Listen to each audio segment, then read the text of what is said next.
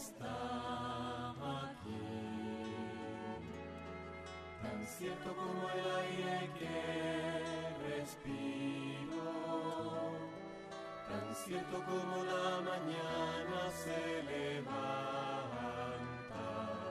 tan cierto como que este canto lo puedes oír.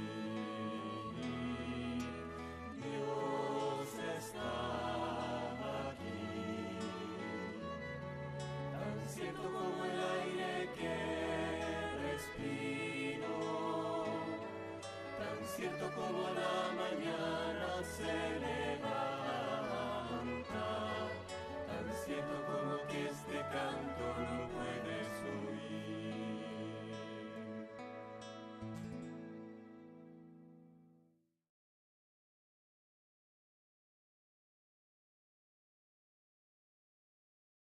Con esta conferencia del día viernes voy a presentar al doctor Néstor Tomás Ausa. Néstor Tomás Ausa fue profesor de Historia Argentina en la Universidad Católica Argentina y en la Universidad del Salvador y decano de la Facultad de Historia y Letras de esta Casa de Estudios. Ha sido director de Bibliotecas Populares y vicedirector de la Biblioteca Nacional. Lo acreditan sus títulos de doctor en Ciencias Políticas y licenciado en Diplomacia. Es miembro de número de la Academia Nacional de la Historia y miembro correspondiente de la Real Academia de la Historia de España. Exhibe un notable itinerario en la docencia y en la investigación, y dirección de investigaciones y de tesis. Ha ejercido diversos cargos públicos y ocupado puestos directivos en varias universidades. Autor de 24 obras publicadas, entre las cuales mencionamos especialmente aquella que ha alcanzado 4 ediciones hasta el presente: Católicos y liberales en la generación del 80. No debemos olvidar, además, su importante obra de compilador de documentos que ocupan numerosos volúmenes, así como sus contribuciones monográficas y artículos aparecidos en diversas publicaciones periódicas que superan el centenar. Sin temor a la exageración, podemos afirmar que sus libros imponen autoridad en las materias que trata. Sin lugar a dudas, nuestro disertante de este día se ha convertido ya en la referencia obligada para historiadores que buscan explorar el período que va desde 1850 a 1930. Ha publicado numerosas monografías y artículos y dictado conferencias y cursos sobre una gran variedad de temas.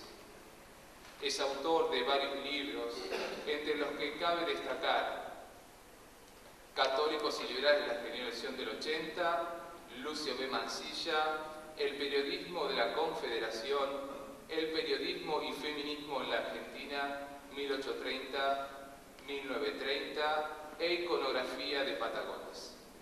Le cedo la palabra al doctor.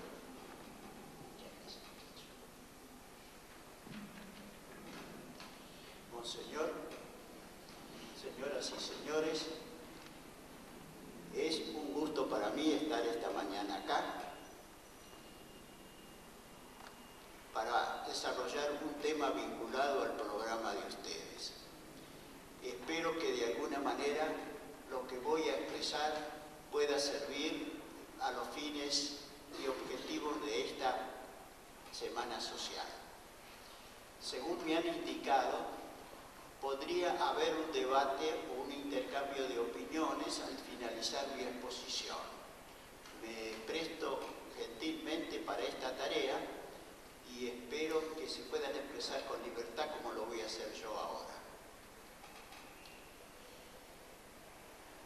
La acción social de la Iglesia, tema genérico que me han presentado para desarrollar, implicaría primero plantear que la acción social de la Iglesia necesita ser esclarecida con un punto de partida que es casi dominante en los medios culturales en que nos desenvolvemos. Hay un reduccionismo en la concepción del cristiano y de sus deberes. Suele suceder que aún los que nos movemos dentro de este ambiente tengamos una concepción tan reduccionista que pareciera que el modelo del cristiano finaliza en el buen cumplimiento de sus deberes sacramentales, de la liturgia cristiana, de la honradez en los comportamientos, de la constitución de una familia regular conforme a la Iglesia, en tener un buen trabajo y mantener la familia, ejercer ayuda social, tener actos de caridad, y está completo el camino a la salvación. Esta concepción es tan dominante que cuando se suele hablar de los deberes del cristiano dentro de la Iglesia y hacia afuera de la Iglesia, hay que explicitar previamente que es deber del cristiano tener una dimensión social.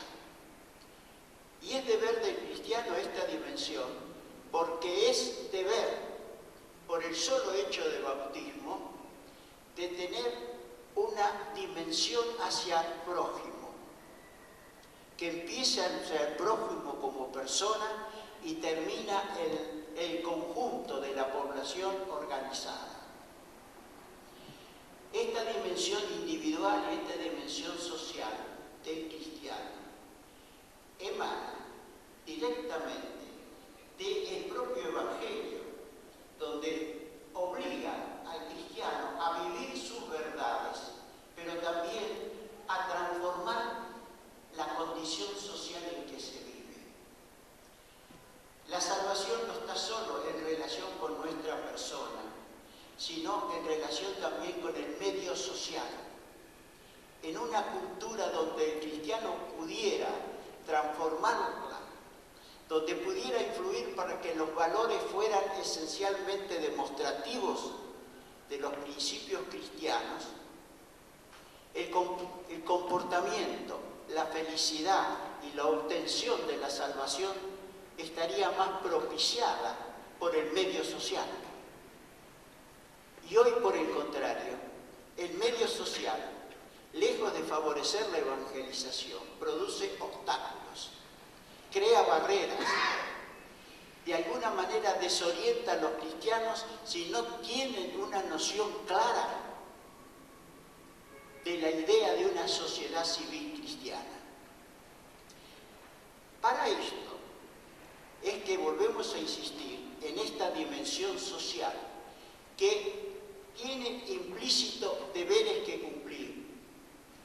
La primera idea que se impone es realmente en qué consiste esa dimensión social.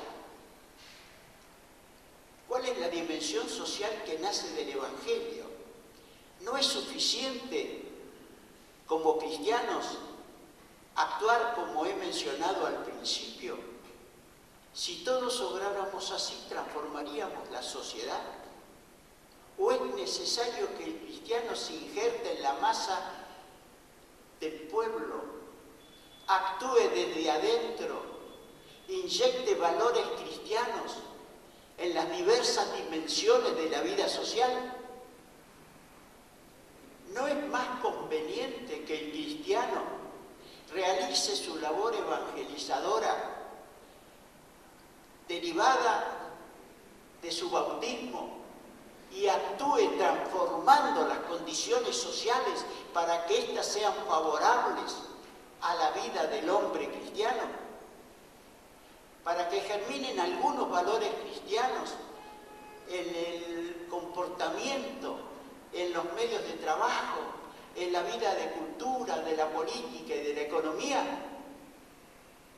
Indudablemente este es el camino del cristiano. Transformar la condición humana también. de alguna manera no solamente buscar la liberación del pecado personal o social, para favorecer que la gracia actúe entre nosotros, sino que es necesario ir hacia lo social para cambiarlo, para hacer los signos de los valores cristianos, hacer los símbolos de los valores cristianos, hacer los instrumentos de los valores cristianos. Si una sociedad en una mirada ideal, todos los cristianos nos comportáramos con esta doble dimensión individual y social, las condiciones de vida serían totalmente distintas. Y los cristianos serían los revolucionarios transformadores de la vida en común de los hombres. Y la felicidad temporal imperfecta que se daría de una manera mucho más generalizada. Esto implica entre nosotros que el pensamiento de la doctrina de la Iglesia se traduce en lo que se llama doctrina social de la Iglesia, que tiene toda la dimensión del hombre en lo social y todos los deberes del cristiano en lo social. Pero esto implica, en primer lugar, un planteo que no siempre es propuesto como ideal personal, a saber, conocer la palabra de Dios más allá de lo dogmático, más allá de lo teológico, más allá de lo litúrgico, conocerla en su dimensión y en sus deberes hacia el prójimo en primer lugar, y después al gran prójimo colectivo en el cual estamos injertados. Atender a la explicación de la palabra de Dios que se da en el magisterio papal y episcopal. Es deberes del Papa y de los obispos ejercer el magisterio y la explicación de este pensamiento social de la Iglesia. Y yo diría más, y es atrevido lo que voy a decir, ¿cuántos sacerdotes solicitan en el confesionario si el penitente cumple sus deberes sociales? ¿Cuántos de los penitentes se examinan sobre sus deberes sociales?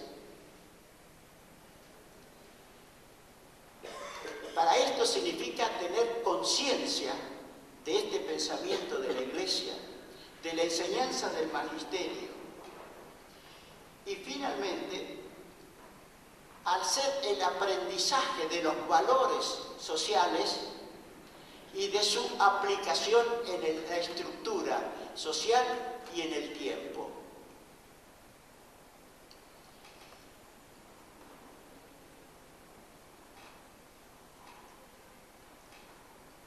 Esta concepción implica un primer deber, que es el cristiano debe ilustrarse en el pensamiento de la Iglesia. Si todos lo hiciéramos, las ediciones del pensamiento papal tendrían que ser por cientos de miles. No lo es. No lo es. Si esto fuera cierto,